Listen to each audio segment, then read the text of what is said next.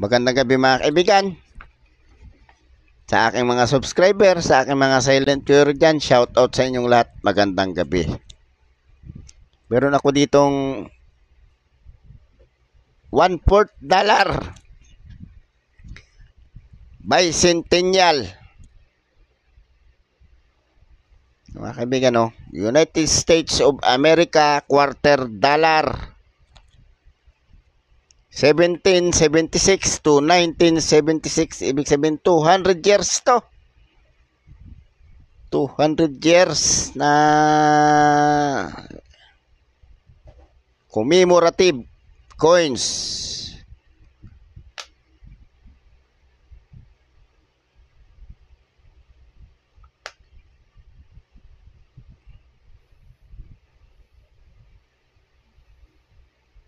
Yan.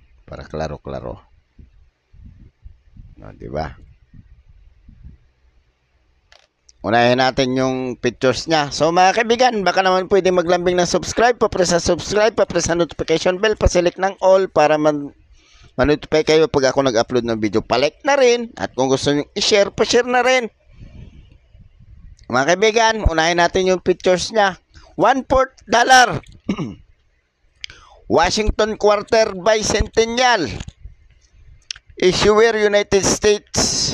Period Federal Republic. Type circulating commemorative coin. Year 1976. Value $1/4. Ang value sa Pilipinas mga kaibigan, mas mataas ng piso kaysa sa mga $1/4 na inisyo. 14 pesos. Ang mga $1/4 na inisyo nila ay 15 pesos ang value. Ewan ko bakit naging mababa ng piso itong commemorative na to. Currency dollar composition copper, nickel clad copper. Weight 5.67 grams. Diameter 24.3 mm. Thickness 1.75 mm. Shape round, technique meld. Orientation coin. Alignment. Coin alignment to mga kaibigan. Oh, baliktaran siya eh.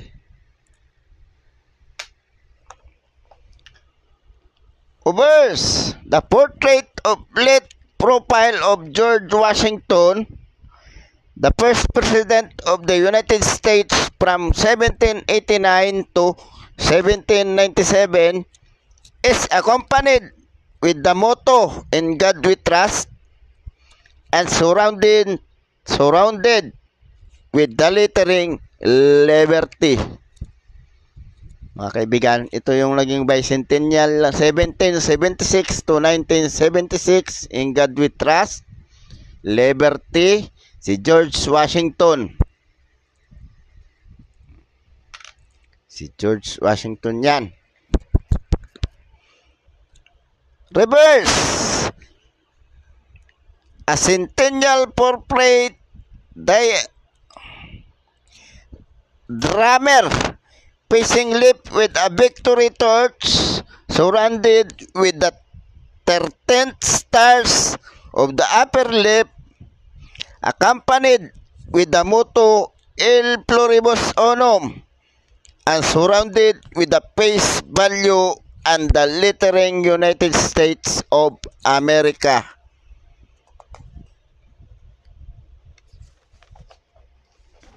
Tapos ang sabi, engraver Jack R. Si Jack R. age rated with 119 reads. Ito yung sabi, oh. United States of America, El Pluribus Unum, ito yung torch, at saka 19 stars. Tapos ito yung $1/4.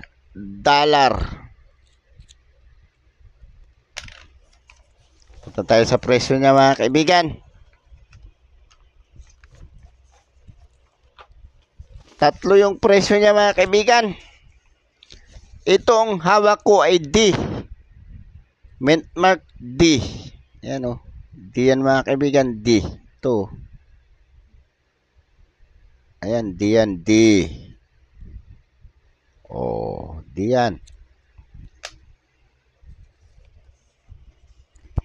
1976 Nument Mark good, 14 pesos, very good, 16 hanggang fine, 21 ang very fine, 38 ang extra fine, 53 ang almost uncirculated, 63 ang uncirculated. Ito yung hawak ko, D. 14 pesos ang good hanggang very good, fine 16 pesos, very fine 24, extra fine 31, almost uncirculated 37, 59 ang uncirculated. Mahal din. Ang 1976 na S, proof daw siya, extra fine 63 hanggang almost uncirculated, 160 ang uncirculated. So mga kaibigan, baka naman pwede maglambing ng subscribe, papress ng subscribe, papress ng notification bell, paselect ng all para ma-notify kayo pag ako nag-upload na video. Palike na rin, at kung gusto nyo i-share, pa-share na rin. Magandang gabi mga kaibigan, maraming salamat.